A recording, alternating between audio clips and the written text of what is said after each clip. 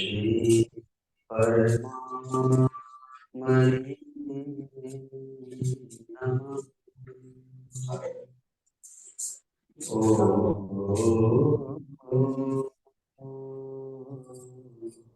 श्री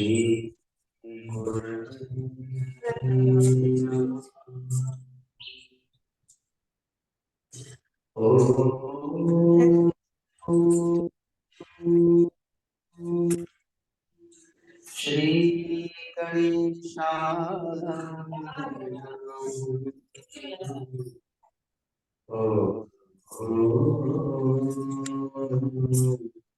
नमो भगवते वासुदेवाय। गुरुर्ब्रह्मा गुरुर्विष्णु गुरुर्देवो महेश्वर गुरुर्साक्षात् परं ब्रह्म तस्मै श्री गुरुवे नमः। अखण्डमण्डलाकारं व्याप्तं येन चराचरं तत्पदं दर्शितं येन तस्मै श्री गुरुवे नमः। ध्यानमूलं गुरुर्मूर्तिः पूजामूलं गुरुर्पदम् मन्त्रमूलं गुरुर्वाक्यम् मोक्षमूलं गुरुकृपा मोक्षमूलं गुरुकृपा। गीता जी की स्तुति निकालेंगे।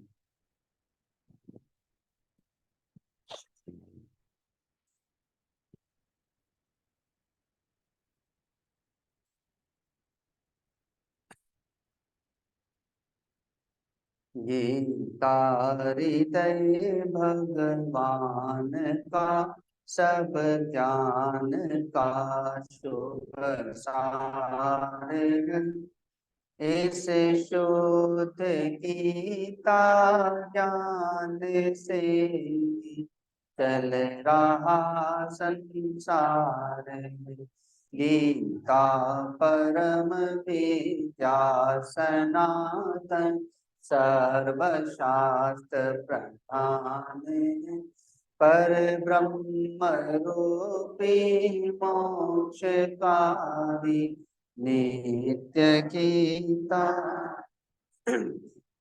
इस मोह माया कष्ट से तरना जिसे संसार वह बैठ गीता नाम सुख से सहज में पार हो। संसार के सब ज्ञान का यह ज्ञानमय भंडार है। श्रुति उपनिषद वेदांत ग्रंथों का परम शुभ सार है। गाते जहाँ जन नित्य हरि गीता निरंतर नेम से रहते वही सुख कंद नटवर नंद नंदन प्रेम से। गाते जहाँ जन गीत गीता प्रेम से धरी। तीरथ सभी भव के वही शुभ शुद्ध और महान धरते हुए जो ध्यान गीता ज्ञान का तन छोड़ दे। लेने उन्हें माधव मुरारी, आप ही उठ दौड़ते, सुनते सुनाते नित्य जो लाते, इसे व्यवहार पाते परम पद ठोकरी, खाते नहीं पाते परम पद ठोकरी, खाते नहीं संसार। हरि ओम तत्सत्। हरि ओम तत्सत्। हरि ओम तत्सत्। गीता जी का 7वां अध्याय निकाल लीजिए।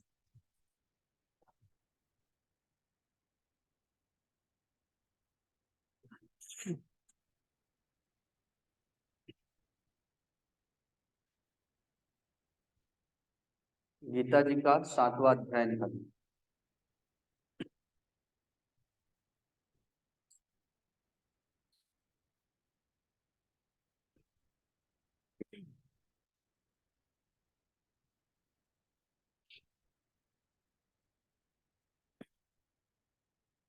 ओम श्री परमात्मने नमः। अथ सप्तमोऽध्यायः। श्री भगवान् उवाच। मय्यासक्तमनः पार्थ, योगं युञ्जन्मदाश्रयः, असंशयं समग्राम् यथा ज्ञास्यसि तच्छृणु। ज्ञानं तेऽहं सविज्ञान मिदं वक्ष्याम्यशेषतः। यज्ञात्वा नेह भूयोऽन्यत् ज्ञातव्यमवशिष्यते। मनुष्याणां सहस्रेषु कश्चिदति सिद्धये। यततामपि सिद्धानां कश्चिन्मां वेत्ति तत्त्वतः। भूमिरापो नलो वायुः खं मनो बुद्धिरेव च। अहंकार इति यं मे हिन्ना प्रकृतिरस्तथा। अपरेयमितस्त्वन्याम् प्रकृतिं विद्धि मे पराम्। जीवभूतां महाबाहो ययेदं धार्यते जगत्। हरिः ओम तत्सत्। हरिः ओम तत्सत्। हरिः ओम तत्सत्।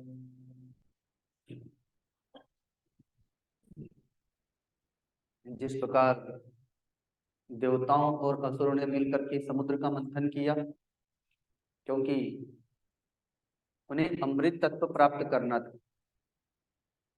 उस अमृत तत्व को प्राप्त करने के लिए समुद्र का मंथन करना आवश्यक है। उसमें जड़ी बूटियां डाल दी गई। क्षीर सागर है वह।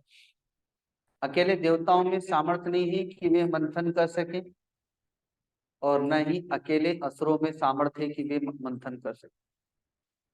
तो इसलिए देवताओं और असुरों ने दोनों ने मिल करके मंथन किया।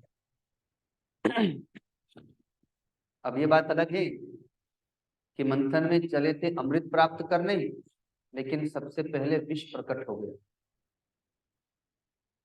भगवान शिव का स्मरण किया, भगवान शिव ने विष का पान किया, फिर उसके उपरांत रत्न प्रकट हो गए।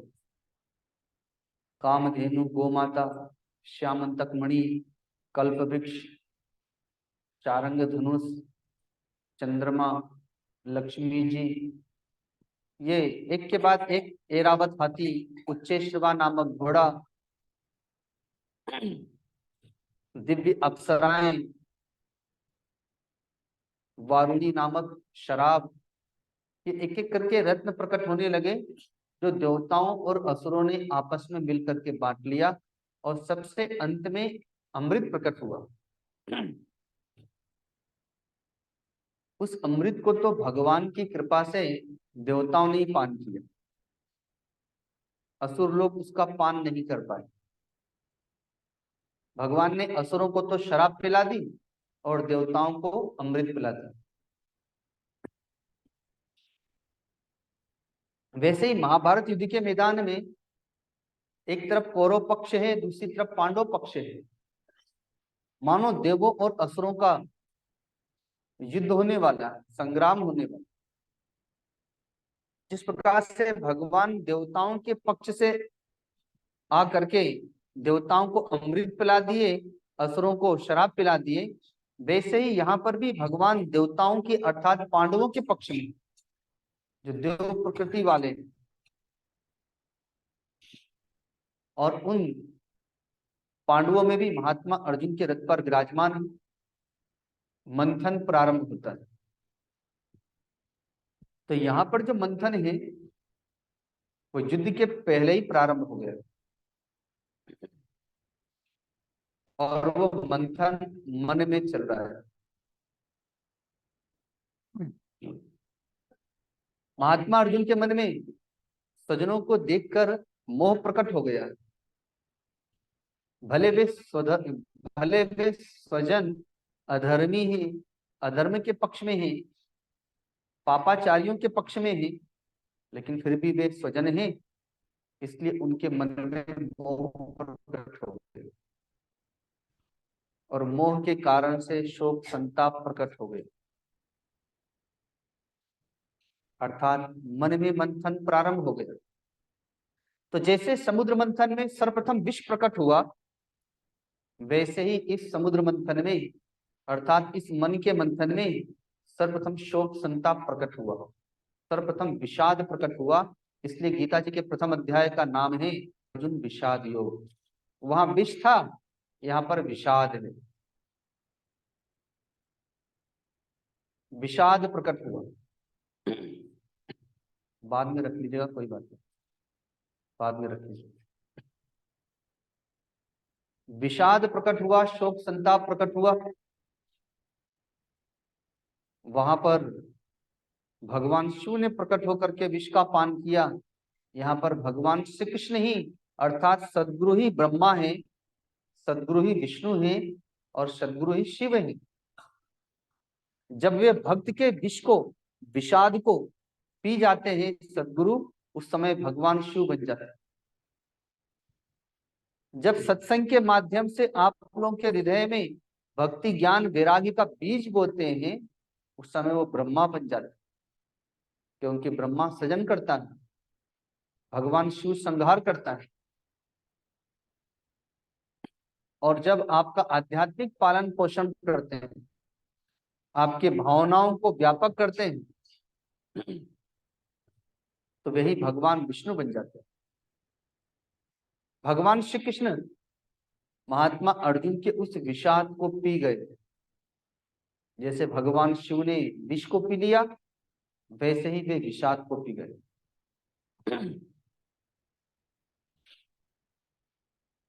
और अपनी ब्रह्म विद्या प्रदान की। जब महात्मा अर्जुन ने भगवान को अपना सद्गुरु बना लिया, तो भगवान ने अपना दिव्य ज्ञान प्रकट कर दिया, ब्रह्म विद्या प्रकट कर दी, जो अब तक छिपा के रखी थी, अभी तक किसी को नहीं दी थी, क्योंकि भगवान का कोई शिष्य नहीं था। तो जैसे किसी माता पिता के पास कितनी भी संपत्ति हो पर उसका कोई बाल बच्चा ना हो, तो फिर उसका उत्तराधिकारी कौन है? तो या तो वो गोद लेता है अपने परिवार वालों में से, या संयोग से भगवत कृपा से उसी के यहाँ पर पुत्र हो जाए, चाहे पुत्री हो जाए, तो उसकी संपत्ति की उत्तराधिकार तो फिर वही बालक या बालिका होती है। ऐसे भगवान श्री कृष्ण के पास में दो प्रकार की संपत्तियां हैं। एक भौतिक संपत्ति, भौतिक ऐश्वर्य है, द्वारिका का ऐश्वर्य है, और दूसरा आध्यात्मिक संपत्ति है, उनका ज्ञान ध्यान विज्ञान है। भौतिक संपत्ति के अधिकारी तो भगवान के स्वजन भाई बांधव हैं, बाल बच्चे हैं, जिन्हें भगवान ने द्वारिका दे दी यदुवंशियों को। लेकिन भगवान के आध्यात्मिक संपत्ति के उत्तराधिकारी अभी तक कोई नहीं। महात्मा अर्जुन ने भगवान को अपना सद्गुरु बना लिया, तो अब भगवान को उत्तराधिकारी मिल गए। इसलिए भगवान अपनी ब्रह्म विद्या प्रकाशित करते हैं। यह श्रीमद् भगवत गीता भगवान का ज्ञानमय स्वरूप है।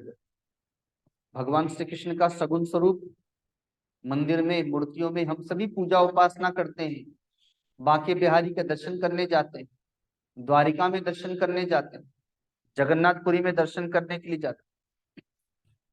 जगह जगह पर भगवान का वो प्रेममय स्वरूप है, वो भक्तिमय स्वरूप है, वो लीलामय स्वरूप है, द्वारिका में ऐश्वर्यमय स्वरूप है। लेकिन गीता जी भगवान का ज्ञानमय स्वरूप है, भगवान का आध्यात्मिक स्वरूप है। यद्यपि इसमें भी भगवान का भक्तिमय वैराग्यमय स्वरूप प्रकाशित होगा, भगवान का योगमय स्वरूप प्रकाशित होगा, लेकिन मुख्य रूप से गीता जी भगवान का ज्ञानमय स्वरूप है।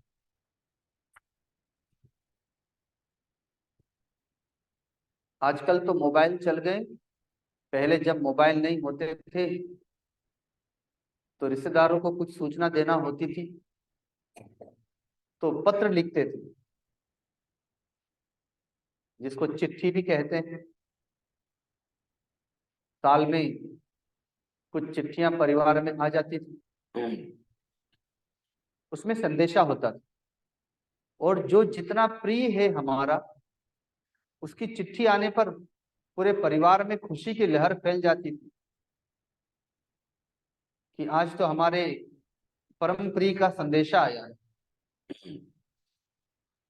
यह गीता जी के 18 अध्याय भगवान श्री कृष्ण का वही प्रिय संदेश है अपने भक्तों के लिए, अपने साधकों के लिए, अपनी प्रिय आत्माओं के लिए। भगवान ने इसमें आध्यात्मिक संदेश दिया है कि जगत में रहना, लेकिन कैसे रहना, उन युक्तियों को भगवान ने दिया है। ज्ञान के साथ रहना, भक्ति के साथ रहना, वैराग्य के साथ रहना, मोह ममता और आसक्ति के साथ मत रहना, काम क्रोध और लोभ के साथ मत रहना, कर्म के साथ नहीं बल्कि कर्मयोग के साथ में रहना, अज्ञान के साथ नहीं बल्कि ज्ञान योग के साथ में रहना, राग के साथ में नहीं बल्कि वैराग्य के साथ में रहना। हम लोग भजन गाते भी हैं, जो जग में रहूं तो ऐसे रहूं जैसे जल में कमल का फूल रहे। यह हम लोग गायन भी करते ही। तो भगवान का यह दिव्य ज्ञानमय स्वरूप है। जब भगवान शिव तांडव नृत्य करते हैं तो भगवान नारायण मानो पिघलने लगते हैं। भगवान नारायण का पिघला हुआ स्वरूप ही गंगा जी है, जिसे भगवान शिव ने अपनी जटाओं में धारण किया।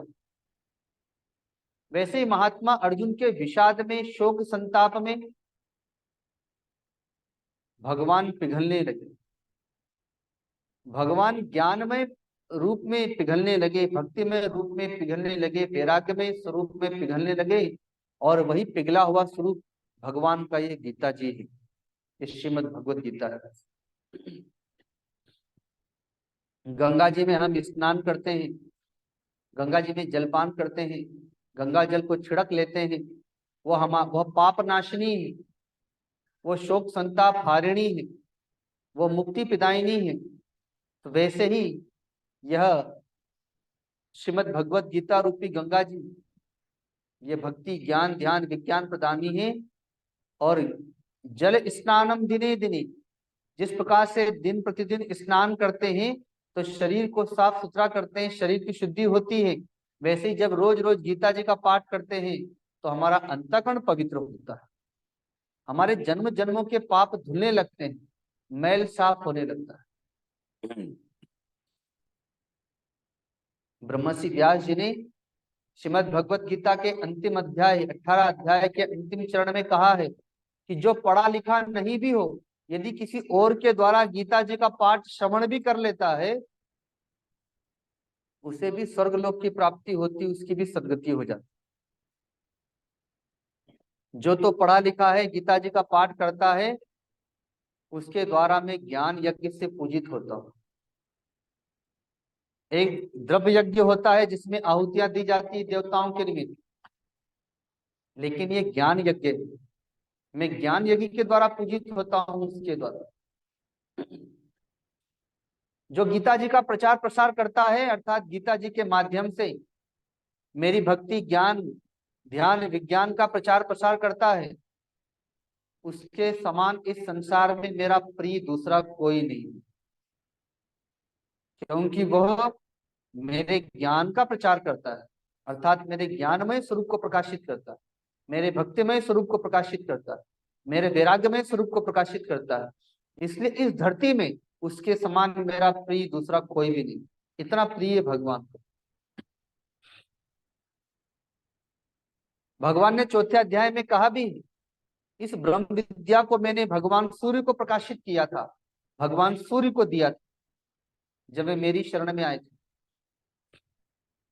भगवान सूर्य ने अपने पुत्र महाराज मनु को दिया, महाराज मनु ने अपने पुत्र इक्ष्वाकु को दिया, लेकिन अब यह गृहस्थ आश्रम में लुप्त प्राय हो गया, क्योंकि गृहस्थ आश्रम अब अर्थ प्रधान हो गया, धर्म प्रधान नहीं रहा। अब गृहस्थ आश्रम में आत्म जिज्ञासु नहीं पाए जाते, अपवाद में कोई पाया जाता है, सब सकामी हो गए, भगवान से मांगते हैं, भगवान को नहीं मांगते, इसलिए ब्रह्म विद्या अब वहां पर लुप्त हो गई। सब परिवार में मोह ममता आसक्ति में ही फंसे रह गए, इसलिए ब्रह्म विद्या की कोई जिज्ञासु नहीं है, तो ब्रह्म विद्या वहां से लुप्त हो गई। तू मेरा भक्त है, प्रिय सखा है, तपस्वी है, जितेंद्रिय है, गुडाकेश है, परंतप है, तुम स्वधर्म का पालन करने वाले, तुमने मुझे अपना सद्गुरु बना लिया है, इसलिए आज वो ब्रह्म विद्या मैं पुनः प्रकाशित करने जा रहा हूं तुम्हें निमित्त बनाकर, अर्थात आज मैं तुम्हें वो दिव्य ज्ञान प्रदान करने जा रहा हूं। वही ये श्रीमद् भगवत गीता है, जो साक्षात भगवान नारायण की वाणी, जो साक्षात भगवान नारायण के हृदय से प्रकट हुई है, भगवान नारायण के मुख कमल से प्रकट हुई है। महात्मा अर्जुन जैसे जितेंद्रीय महापुरुष को निमित्त बना करके प्रकट हुई है, जो आज समस्त भगवान के भक्तों और साधकों संतों की आत्मा बनी हुई है, वही ये श्रीमद् भगवत गीता है। इसी गीता जी के 7वें अध्याय का आज हम लोगों ने पाठ किया, कुछ मंत्रों का। 6 अध्याय तक गीता जी के प्रत्येक मंत्रों पर हम लोगों ने विचार किया है। 7वें अध्याय में आज हम लोग प्रवेश पाए हैं। 6 अध्याय तक भगवान ने बहुत कुछ कह दिया है। ध्यान की बातें, कर्मयोग की बातें, ज्ञान योग की बातें अब तक भगवान बताते चले आए। आज पुनः प्रकाशित कर रहे हैं। जैसे भगवान सूर्य एक प्रकाश का गोला दिखाई देता है आकाश में, लेकिन उसमें से अनंत किरणें निकलती हैं प्रकाश की, जो पूरे जगत को प्रकाशित करती है। वैसे ही भगवान श्री कृष्ण ज्ञान के पुंज हैं। उस ज्ञान रूपी पुंज से भगवान के दिव्य मंत्र प्रकट होते हैं गीता जी के रूप में। अब ऐसे ही ये दिव्य गीता जी एक दिव्य ज्ञान का पुंज है, जिसमें से अनेकानेक श्लोक, अनेकानेक मंत्र, अनेकानेक भाव प्रकाशित होते रहते हैं, जो भक्तों के अज्ञान को, भक्तों की मोह ममता आसक्ति को छिन्न भिन्न करते रहते हैं। भगवान कहते हैं कि हे पार्थ, मय्यासक्त मनः पार्थ योगम युञ्जत मदाश्रयः असंशयम समग्रम मां यथा गच्छसि तच्छृणु। अनन्य प्रेम से मुझ में आसक्त चित्त होकर तथा अनन्य भाव से मेरे परायण होकर। एक तो होता है प्रेम। ऐसे तो जगत में स्वजनों से मोह होता है, स्वजनों से, परिजनों से, अपनों से मोह होता है, इसलिए उनके सुख से सुखी हो जाते हैं, उनके दुख से दुखी हो जाते हैं। भगवान से प्रेम होता है, सदगुरु से प्रेम होता है, इसीलिए उनके सुख से सुखी नहीं होते, उनके दुख से दुखी नहीं होते। अब भगवान को दुख मिले तो हमको क्या लेना देना, हम तो सोचते वो तो भगवान है, भगवान तो सब सहन कर लेते। मंदिर में मूर्ति की हम पूजा करते हैं, 10 साल, 20 साल, 25 साल, 30 साल तक पूजा किए। अब मंदिर की मूर्ति थोड़ी सी खंडित हो जाए तो उससे कोई मोह नहीं होता, उठा के गंगा जी में विसर्जित कर देते हैं, दूसरी मूर्ति ला करके प्रतिष्ठित कर देते हैं, क्योंकि मूर्ति से मोह नहीं होता, वहां प्रेम होता है। पर वो सामान्य प्रेम होता है। यहाँ पर भगवान अनन्य प्रेम की बात कर, जब अनन्य प्रेम हो जाएगा तो अंतर के तार जुड़ जाते हैं भगवान से। अभी तो केवल बाहर के तार जुड़े हैं, अंतर के तार, अंतर मन से भगवान के हो जाते हैं, भगवान से जुड़ जाते हैं। तो कहते हैं कि अनन्य प्रेम से मुझ में आसक्त चित्त। परिवार में तो मोह के कारण से हमारा चित्त लग गया है, लेकिन परमात्मा में जब अनन्य प्रेम हो जाए और अनन्य प्रेम से जब हमारा चित्त परमात्मा में आसक्त हो जाए, अभी तो संसार में सज्जनों में आसक्त हैं, उस समय परमात्मा में आसक्त चित्त वाले हो जाए, अनन्य भाव से। एक तो भाव है, एक अनन्य भाव, अनन्य प्रेम, अनन्य भाव, अनन्य भक्ति, अर्थात जहां पर परमात्मा के सिवा दूसरा कोई न हो, या परमात्मा के सिवा दूसरा किसी के लिए जीवन जीने वाला ना हो। जैसे महात्मा भरत कहते हैं कि जीऊंगा तो राम जी के लिए और मरूंगा तो राम जी के लिए, चाहे मुझे जन्म जन्म में नरक जाना पड़े, लेकिन मैं इस सिंहासन को स्वीकार नहीं करूंगा। यह सिंहासन मेरे प्रभु श्री राम का है, तो सेवक उस पर कैसे बैठ सकता है। इस समय मैं अपने गुरु की आज्ञा का पालन नहीं करूंगा, अपने माता पिता की आज्ञा का पालन नहीं करूंगा, मंत्रियों सभासदों की आज्ञा का पालन नहीं करूंगा, और इसके लिए आज्ञा उल्लंघन करने से जो पाप होगा, उस पाप से भले मुझे नरक जाना पड़े, और एक जन्म नहीं अनेकों जन्म नरक जाना पड़े, पर मैं सिंहासन पर नहीं बैठूंगा। जरऊ से संपत्ति सकल सुख, सुहृद मात पितु भाई, सन्मुख हो तो जो राम पद करे न कोटि सहज। उस संपत्ति में आग लग जाए जो राम जी की तरफ जाने में सहयोग न करे, वो स्वजन माता पिता भाई बांधवों के शरीर में आग लग जाए जो भगवान की तरफ जाने में बाधा डाल रहे,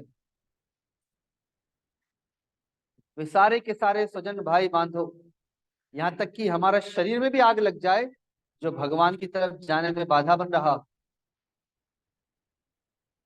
ऐसा महात्मा भरत कहते हैं कि जीऊंगा तो भगवान के लिए, मरूंगा तो भगवान के लिए।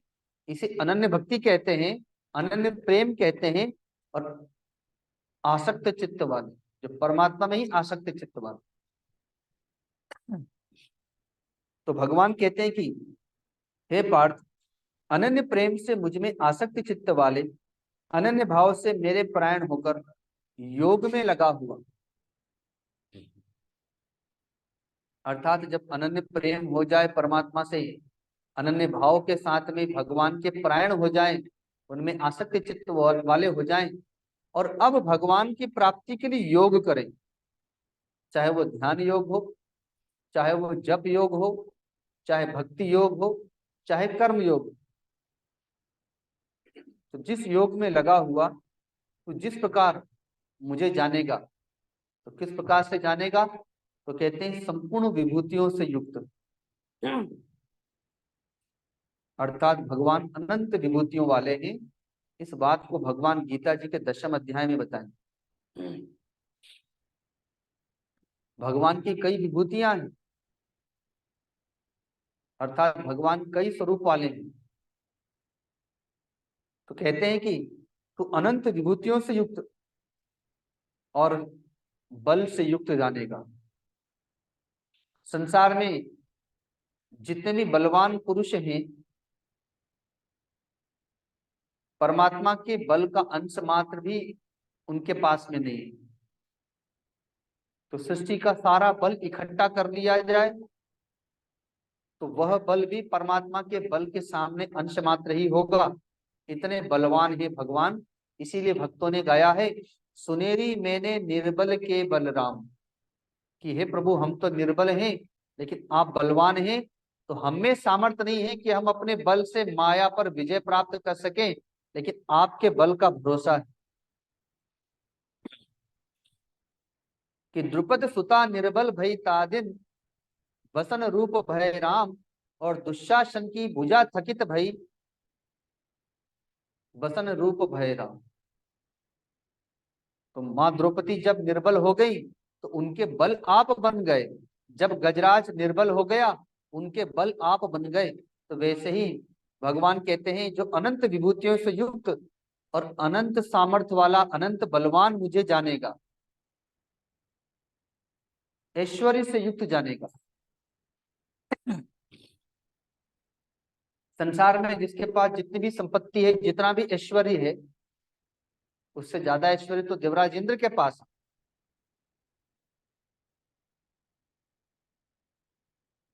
लोग समझते रहे कि अमेरिका के पास में ऐश्वर्य है, या अन्य जो विकसित देश है उनके पास में ऐश्वर्य है।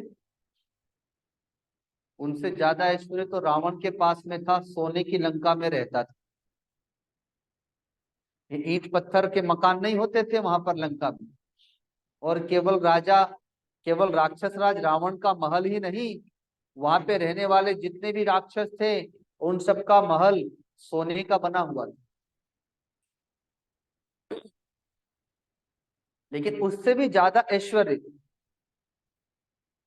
देवराज इंद्र के पास, देवराज इंद्र से भी ज्यादा ऐश्वर्य ब्रह्मा जी के पास है। लेकिन ऐसे अनंत कोटि ब्रह्मा हो जाएं और उनके पास में जो ऐश्वर्य हो, तो उन सबके ऐश्वर्य को, सृष्टि के समस्त ऐश्वर्य को इकट्ठा कर लिया जाए, तो परमात्मा के ऐश्वर्य के आगे वो केवल अंश मात्र ही होगा। इतने ऐश्वर्यशाली हैं भगवान। अब साक्षात लक्ष्मी जिनके चरणों की सेवा करती है, तो भगवान के पास कितना ऐश्वर्य होगा। तो इसलिए कहते हैं कि तू संपूर्ण विभूतियों से युक्त, समस्त बलों से युक्त और समस्त ऐश्वर्य आदि गुणों से युक्त तथा सबके आत्म रूप मुझे जानेगा। परमात्मा आत्मा के रूप में सबके हृदय में विराजमान। अभी हमको क्या लगता है, प्रारंभिक चरण में हमको लगता है भगवान मंदिर में बैठे हैं, इसलिए मंदिर में जाके धूप दीप आरती करके चले आते हैं। फिर अपने घर में भी मंदिर बना लेते हैं, वहां मूर्ति रख करके पूजा करते हैं। लेकिन जब आपकी भक्ति बढ़ेगी तो वो पूजा से आप और भी आगे बढ़ जाएंगे। आपको सबके हृदय में वो परमात्मा ही की अनुभूति होगी। आत्मा के रूप में परमात्मा सबके हृदय में विराजमान। ये भगवान का ज्ञान है। अब सीधे ये बात तो समझ में आएगी नहीं, क्योंकि बहुत समय पहले जब 2001 में मैं जब संन्यास लिया था, गुरुदेव के पास में आया तो एक संत उस समय आए हुए थे। तो गुरुदेव ने मुझे उनकी सेवा में लगा दिया था। कुछ दिनों के लिए आए थे तो किसी ब्रह्मचारी को देना था सेवा में। तो सेवा क्या है, साधु संतों की तो वस्त्र धोना, उनके बर्तन धो देना, जल भर के रख देना, उनकी कुटिया या कमरे की सफाई कर देना, बिस्तर ठीक कर देना, उनके लिए भोजन फलहार आदि की व्यवस्था कर देना। तो यही सेवा करता था। लेकिन वो थोड़े कर्मकांड को मानने वाले ज्यादा थे। तो जब सुबह वो स्नान के लिए जाते थे तो मैं उनके बर्तन और उनके कपड़े लेकर के गंगा जी जाता था उनके साथ।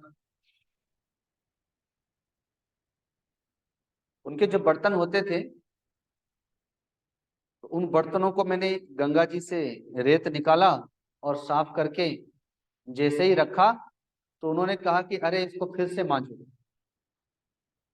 तो मैंने कहा क्यों, मैं तो अभी इसको मांज दिया, बढ़िया से मांजा। तो उन्होंने कहा कि नहीं, तुमने गंगा जी के बाहर की रेत दी है।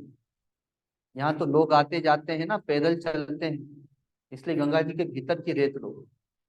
तो मैंने कहा ठीक है, ये तो अच्छी बात बताई। तो गंगा जी के भीतर से मैंने रेत लेकर के फिर बर्तन बढ़िया से साफ करके और फिर उसको धो करके एक पत्थर पे रख दिया। उन्होंने कहा अरे रुको रुको रुको, फिर से मांजो। बोले क्यों? बोले पत्थर नहीं धोया तुमने, पत्थर पर भी लोग आते जाते। मैंने फिर वापस बर्तन को वैसे ही मांजा, फिर वो पत्थर को धोया और फिर पत्थर के ऊपर रखा। तो साधु की सेवा बहुत सूक्ष्म होती है। एक बार ऐसे ही एक महात्मा के साथ में था, गुरुदेव के शिष्य थे अवधेशान बाबा, तो नया नया आया था, मुझे पता नहीं था। तो भक्त उनके साथ में मैं जंगल में रहता था। तो कोई भक्त प्रसाद लेकर के आते थे, तो थाली में, तो थाली रखी हुई थी, उसमें धूल जम गई थी, जैसे घरों में धूल हो जाती है। तो मैंने थाली लेके उसमें फूंक मार दिया धूल उड़ाने के लिए। तो जो अवधेशन बाबा थे उन्होंने कहा जाओ इसको मांझ के लेके आओ। तो मुझे आश्चर्य लगा कि क्यों मांझ के आना है। कहा कि ये अपवित्र हो गई है, तुमने फूंक मार दिया ना इसलिए भोजन में, बर्तनों में फूंक नहीं मारना चाहिए, वो अपवित्र हो जाता है। तो वो थोड़े कर्मकांड वाले महात्मा थे। मैं फिर उनका जल भर करके और उनके वस्त्रों को धो करके रख दिया, वस्त्र फैला दिए। अब उनको दूसरे आश्रम में जाना था, तो रोज मैं उनको छोड़ने के लिए जाता था। तो भागीरथी धाम में भगवान शिव का मंदिर है। तो जब उनको छोड़ने जाता था तो वो नीचे कक्ष था। वो जब चलने लगे तो उनके पीछे पीछे उन एक लोटा गंगा जल भर के ले जाने के लिए बोला था, तो मैं जल भर के ले जाता था। और वो शिव जी पर जाकर के जल चढ़ाते थे। मैं दूर से प्रणाम करके खड़ा हो जाता था। तो बोलते थे कि तुम भी जल चढ़ाओ। तो मैं उनको कहता था कि मैं तो जल चढ़ा करके ही आया हूँ। अर्थात संन्यास लेने के पहले मैंने जो भी सगुण पूजा करना थी कर ली। अब तो मेरा भगवान मेरे भीतर में ही। तो ध्यान में बैठ करके मैं जल ही तो चढ़ा रहा हूँ, भगवान का नाम चढ़ाता हूँ, भगवान का ध्यान चढ़ाता हूँ, और भी भगवान का चिंतन चढ़ाता हूँ और मानसिक पूजा करता हूँ। तो वो विरोध नहीं करते थे, और वो रोज कहते थे और मैं रोज मुस्कुरा के रह जाता। तो ये सीढ़ियां हैं, जैसे कोई माला लेके जप करता है तो जीवन भर माला ही थोड़ी पकड़े रह जाएगा। माला तो नाम को पकड़ने के लिए आधार दिया गया है। जब नाम पकड़ में आ जाएगा तो माला छूट जाएगी। अब नाम पकड़ में नहीं आ रहा है तो माला पकड़े रहिए। अब ये गीता जी है, ये ग्रंथ आपके हाथ में तब तक है जब तक कि इसके मंत्र पकड़ में नहीं आ रहे। जब मंत्र पकड़ में आ गए आपकी वाणी में, आपके हृदय में, तो गीता जी छूट जाएगी। अब बस आप पाठ करते रहिए, बिना देखे पाठ होता रहेगा, मंत्र चलते रहेंगे। आपकी वाणी में, आपके श्वास में मंत्र उतर जाएंगे, आपके मन में मंत्र उतर जाएंगे, या आपकी वाणी में जप उतर जाएगा, आपके मन में जप उतर जाएगा। जब आपके मन में परिवार बैठा है तो जप कहाँ से उतरे? आपके बाल बच्चे उतरे हुए हैं पहले से ही, तो न गीता जी उतर पाती है, न जप उतर पाता है, जीवन बीत जाता है इसमें।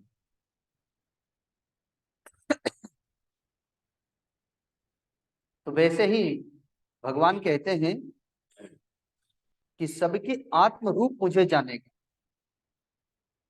जब सब में उसी परमात्मा को देखेगा आत्म रूप में, तो मंदिर में जैसे भगवान की पूजा करते हैं वैसे वो सबकी पूजा करेगा। तो कैसे पूजा करेगा? तो माता पिता को, सास ससुर को, मातृदेवो भव पितृदेवी भव, अब भगवान की आत्मा के रूप में देखेगा। क्योंकि भगवान ने कहा जो सबके आत्म रूप मुझे देखेगा, सबके आत्म रूप में मुझे जानेगा, तो आत्म रूप जान करके उनकी सेवा करेगा कि ये भगवान की आत्माएं हैं, जिन्हें मैंने माँ समझ लिया था, पिता समझ लिया था, पुत्र समझ लिया था, पत्नी समझ लिया था, अन्य स्वजन भाई बांधव समझ लिया था। अब ये भगवान की आत्माएं हैं, तो आत्मा की पूजा कैसे करनी है? तो भगवान शिव की पूजा तो जल चढ़ा करके की जाती है, दूध चढ़ा के की जाती है, लेकिन इन आत्माओं की पूजा इन्हें भोजन दे करके की जाती है, वस्त्र दे करके की जाती है, मकान दे करके की जाती है, मान सम्मान दे करके की जाती है। इतना ही तो करना है, और क्या करना है?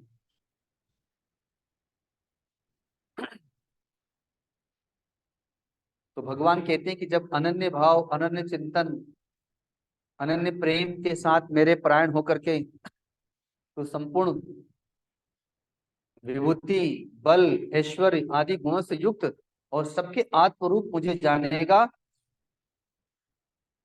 उस ज्ञान को सुन कि कैसे जानेगा। अब मैं तुझे वो ज्ञान देता हूं। ज्ञानम ज्ञानम तेहम सविज्ञान विदम वक्ष्यामि शेषतः, यज्ञात्वा नेह भूयोन्य ज्ञातव्यम अवशिष्यते। मैं तेरे लिए इस विज्ञान सहित ज्ञान को पुनः कहूंगा, क्योंकि अभी अभी तो भगवान ज्ञान की बात ही कर रहे थे। दूसरे अध्याय का ज्ञान, तीसरे अध्याय का ज्ञान, चौथे अध्याय का, पांचवें अध्याय का, छठे अध्याय का ज्ञान, तो पहले भी तो ज्ञान की बातें ही कह रहे थे। लेकिन कहते हैं कि अब विज्ञान सहित कहूंगा, अर्थात विस्तार के साथ में कहूंगा।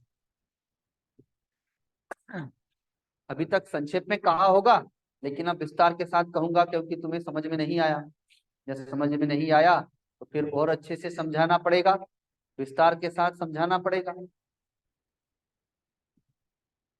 तो इसलिए इस विज्ञान सहित तत्व ज्ञान को संपूर्णतया से कहूंगा,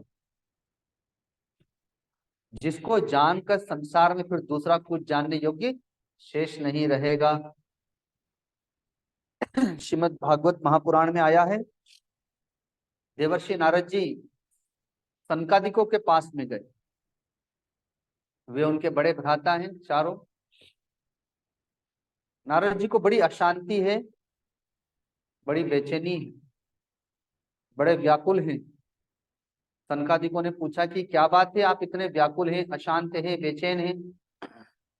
जैसे किसी परिवार में कोई शरीर छोड़ दे अपना रिश्तेदार, तो उसमें बड़ी व्याकुलता होती, अशांति होती, बेचैनी होती है। धन कमाया किसी ने बड़ी मेहनत से और चोर लूट के ले जाएं, तो फिर उस समय बहुत अशांत हो जाता। किसी के मकान में आग लग जाए तो बहुत व्याकुल हो जाता है। लेकिन हे देवर्षि, आपका तो ना कोई मकान है, ना आपकी कोई संपत्ति है, ना आपका कोई भाई बांधव है जो मरेगा, या संपत्ति जलेगी या चोरी चोरी करके कोई ले जाए, तो फिर आप इतने अशांत क्यों हैं?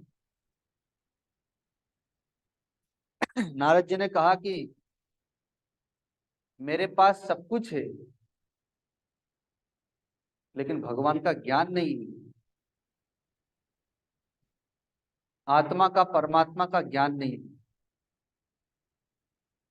अर्थात मैं सब कुछ जानता हूं लेकिन अपने आप को नहीं जानता हूं।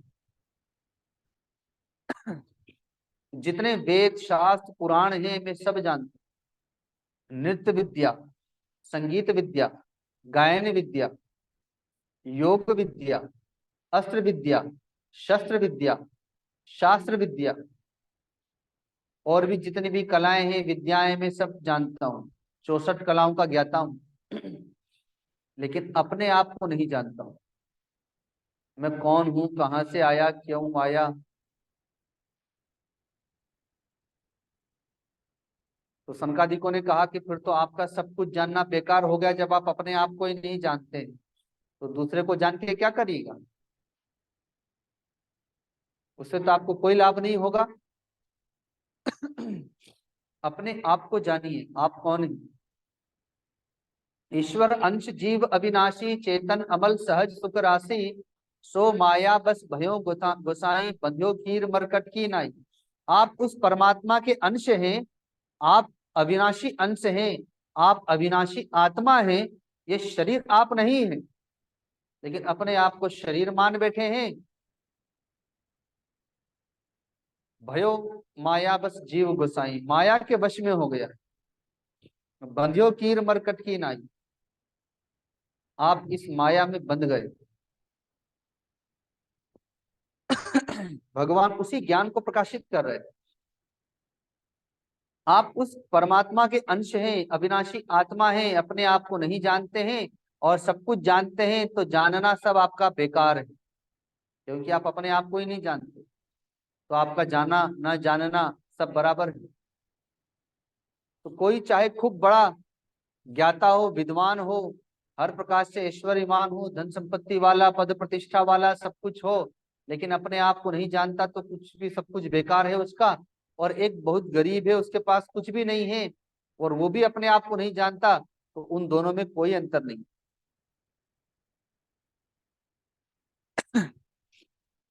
इसलिए भगवान कहते हैं कि मैं तुम्हें जो ज्ञान दूंगा, उस ज्ञान को जानने के उपरांत संसार में और कुछ भी जानने योग्य शेष नहीं रहेगा। क्योंकि जिसने अपने आप को जान लिया वह सब कुछ जान लेगा, और जिसने अपने आप को नहीं जाना उसका सब कुछ जाना हुआ भी बेकार हो जाए।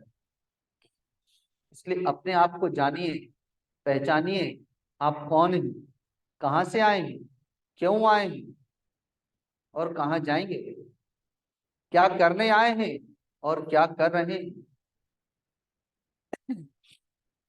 मानस में भी गोस्वामी तुलसीदास जी कहते हैं, बड़े भाग मानस तन पावा, सुर दुर्लभ सब ग्रंथन गावा, साधन धाम मोक्ष कर द्वारा, और पाई न जही परलोक संवर। कि बड़े भाग्य से मानव का शरीर मिला है, ये भगवत प्राप्ति का एक साधन है, मोक्ष का दरवाजा है। और इसको प्राप्त होकर के भी, प्राप्त करके भी यदि कोई अपने आत्म कल्याण का साधन नहीं करता है, केवल अपने परिवार, अपने बाल बच्चों में केवल खाने कमाने में लगा रहता है, तो सो परत्र दुख पावई, सिर धुनि धुनि पछताई, काल ही कर्म ही ईश्वर ही मिथ्या दोष लगाई। वो अंत समय में पछताएगा, आत्मा हन गति जाएगी। एक आत्महत्यारे को जो गति प्राप्त होती है वही गति प्राप्त होती है। तो सुना होगा, कोई आत्महत्या कर लेता है ना, कोई फांसी पर लटक जाए, कोई ट्रेन से कट जाए, कोई आग लगा ले, कोई जहर खा ले। आत्महत्यारे की गति होती है कि भूत बन जाता है। तो मानव का शरीर प्राप्त करके भी यदि कोई आत्म कल्याण का साधन नहीं किया तो फिर वो भी उसी भूत बन जाएगा।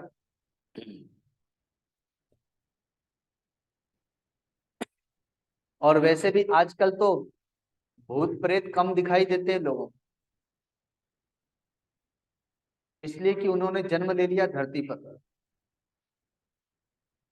ये जो रात को 12 बजे तक जगते हैं, खाते हैं, पीते हैं, नाचते हैं, गाते हैं, ये सब भूत प्रेत ही तो है, और क्या है। शादी पार्टियों में आप लोग भी थोड़ी देर के लिए कभी कभी भूत तो बन ही जाते हैं। क्योंकि भूत क्या खाता है और भूत क्या पीता है, आजकल वही सब चल रहा है, देख ही रहे हैं आप लोग।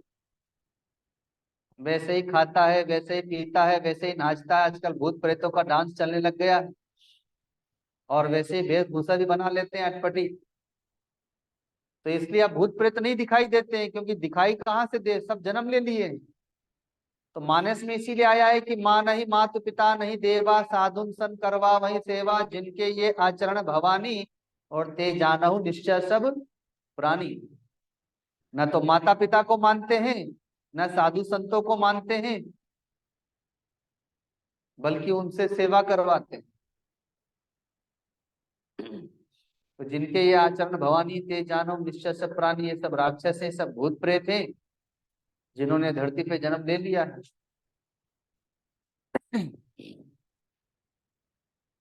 तो इसलिए भगवान कहते हैं कि मैं तुझे वह ज्ञान अब विस्तार के साथ में अर्थात विज्ञान के साथ में कहूंगा, संपूर्णता से कहूंगा, जिसको जान लेने के उपरांत दूसरा कुछ जानना शेष नहीं रहेगा।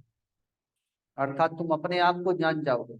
और आत्मा सो परमात्मा यद पिंडे तद ब्रह्मांडे, पृथ्वी के एक ढेले को लेकर के अगर आपने मिट्टी को जान लिया तो आपने पूरी पृथ्वी को जान लिया, क्योंकि पूरी पृथ्वी उसी मिट्टी से बनी हुई है। वैसे जिसने आत्मा को जान लिया वो परमात्मा को जान जाए।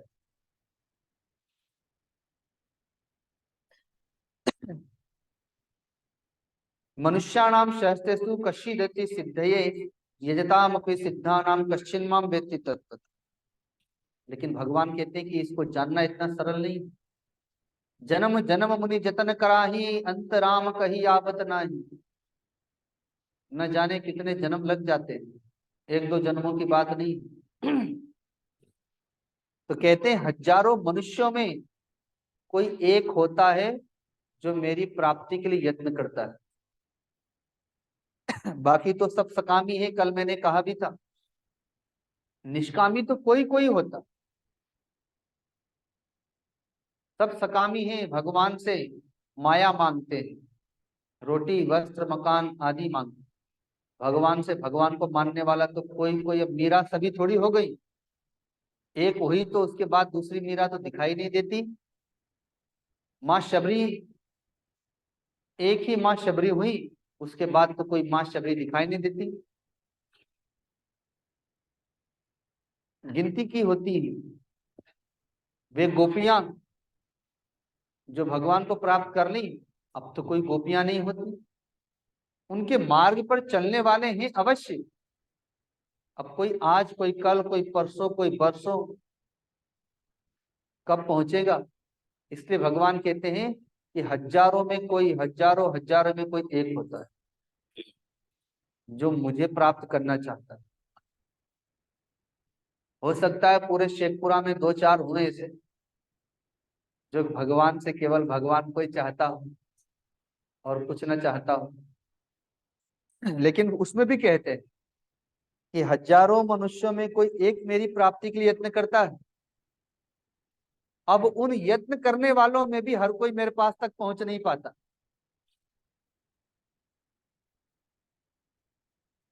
बीच में ही अटक जाता है, भटक जाता है, क्योंकि माया बड़ी हर जाई। और कभी कभी साधु की कुटिया में भी जाई, गृहस्थों के घर में तो रोज रोज जाई क्योंकि वहीं तो रहती है वो। पर कभी कभी साधु की कुटिया में भी जाती है। हमारे गुरुदेव कहते हैं कि अगर गृहस्थ के घर में,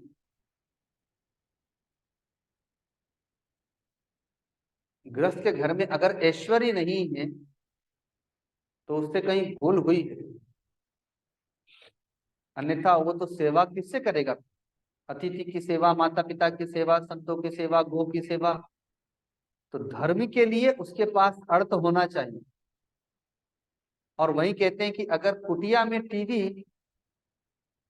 कुटिया में मोबाइल, अखबार, साधु के शरीर में गले में जंजीर अर्थात सोने या चांदी की चेन, हाथ में घड़ी, तो जान लो कि माया आ गई।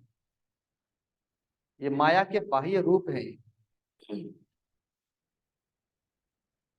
तो इसलिए कहते हैं कि हजारों मनुष्य में कोई एक होता है जो भगवत प्राप्ति के लिए यत्न करता है, लेकिन उन यत्न करने वालों में भी यथार्थ रूप में जानने वाला तो कोई एक होता है। इसलिए सप्तऋषि आप लोग जानते हैं ना, तो एक समय में भारत देश में, केवल भारत देश में, संसार की तो बात छोड़िए, परमात्मा को प्राप्त करने वाले एक समय में केवल 7 संत होते रहे। बाकी अर्थात जिसे हम परम सिद्ध कहते हैं, बाकी कोई सिद्धावस्था तक, कोई साधक अवस्था तक, कोई मुमुक्षु की अवस्था तक ही पहुंच पाते। इसमें भी श्रेणियां हैं, जैसे भक्तों में श्रेणियां हैं, चौथे अध्याय में, अभी इसी अध्याय में आगे बताएंगे भगवान। आर्थ, अर्थार्थी, जिज्ञासु और ज्ञानी, वैसे ही ये भक्तों की श्रेणी है, वैसे ही साधकों की भी श्रेणियां हैं। विषयी, साधक, सिद्ध, सयाने, ये सब श्रेणियां हैं। अब विद्यालय में पढ़ने जाते हैं तो विद्यार्थी कहलाते हैं, पहली क्लास, दूसरी क्लास, तीसरी क्लास, 10वीं क्लास, 12वीं क्लास, फिर कॉलेज के विद्यार्थी। वैसे ही आध्यात्मिक विद्यालय है। सदगृहस्थ जितने धर्म का पालन करता है उतना जल्दी भगवान के पास पहुंचता है, और साधु जितना त्याग करता है उतना जल्दी भगवान के पास। 2 मार्ग है। भक्त के लिए धर्म का मार्ग है, धर्म ही उसका भगवान है, और साधु के लिए त्याग ही भगवान। तो इसलिए भगवान कहते हैं कि हजारों हजारों में कोई प्रयत्न करता है, लेकिन उन हजारों में चलने वालों में से कोई कोई मेरे पास पहुंच पाता। माया उलझा लेती है उनको। कोई काम में फंस जाता है, कोई क्रोध में फंस जाता है, कोई लोभ रूपी दलदल में फंस जाता है, कोई राग में, कोई द्वेष में, कोई मोह ममता में, कोई आसक्ति में, गृहस्थ आश्रम में।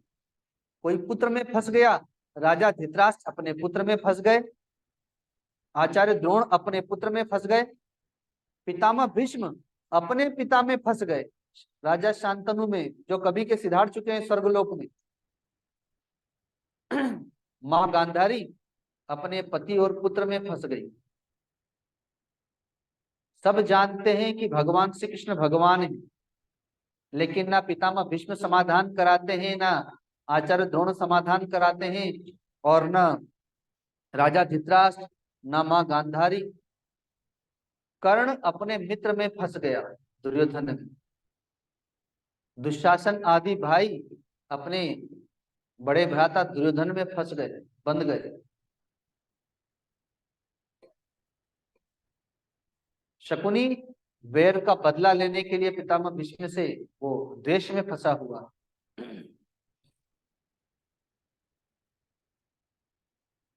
तो सब किसी न किसी दलदल में फंसे हुए। एक महात्मा विदुर है जो किसी दलदल में नहीं फंसे। वो जानते हैं कि भगवान है, तो इसलिए सबसे विरोध करते हैं और भगवान की सेवा करते हैं। संन्यास ले लेते हैं, युद्ध में नहीं आते। तो वहीं पर महात्मा अर्जुन भी प्रारंभिक चरण में दलदल में फंस गए थे, लेकिन चूंकि भगवान को रथ पर बिठाए हैं, इसलिए भगवान ने दलदल से निकाल लिया। भगवान को अपना सद्गुरु बना लिया, तो भगवान ने दिव्य ज्ञान दे दिया। तो आप लोग भी अपना अपना दलदल पहचानिए, कौन किस दलदल में फंसा है। दलदल में फंसे हैं सब, पर जानते नहीं, और सद्गुरु बताए दलदल को तो मानते नहीं है। तो अब समय हो गया, यहीं पर अपनी वाणी को विराम देते हैं। शाम को पुनः आप लोग 3 साढ़े 3 बजे आ जाएंगे, तो 4 बजे तक भजन होगा, और फिर उसके उपरांत 4 बजे से सत्संग होगा। बोलिए सदगुरुदेव भगवान की, गीता माता की, गीता विधाता की, श्री कृष्ण आनंद कंद भगवान की। ओम नमः पार्वती पते हर हर महादेव।